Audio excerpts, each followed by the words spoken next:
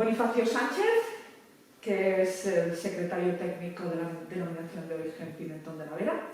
Cuéntanos, ¿qué expectativas tenéis en la campaña del pimiento para este año, para 2021, que estamos en plena campaña ahora mismo? Estamos prácticamente finalizando lo que es el periodo de recolección y visto lo que están aportando los agricultores, llevando ya a los molinos de molienda del pimentón,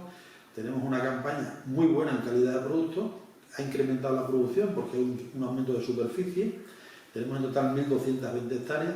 que se va a traducir en una producción total de en torno a 3.794.000 kilos de pimiento seco.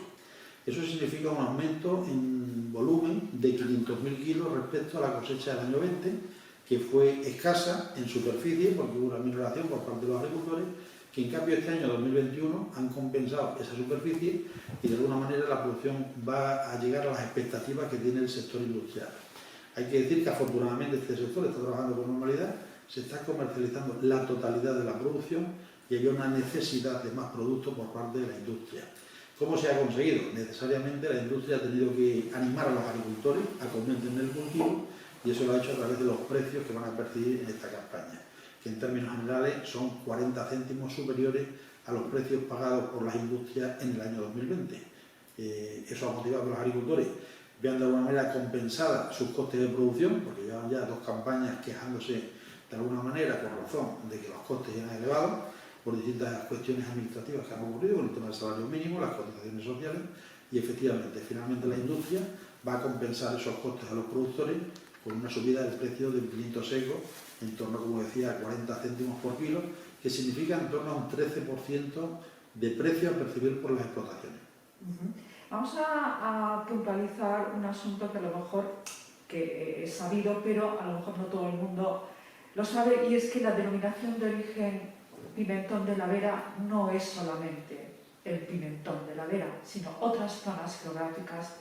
de nuestra provincia de Cáceres. Tradicionalmente el nombre Pimentón de la Vera está asociado a la forma de hacer y cultivar los pimientos en nuestra comarca y efectivamente a lo largo del tiempo, con el aumento de la superficie en regadío, los regadíos del Tieta, del Alagón, se fueron colonizando nuevos territorios de cultivo, como todos sabemos, tabaco y pimiento asociados por nuestros agricultores.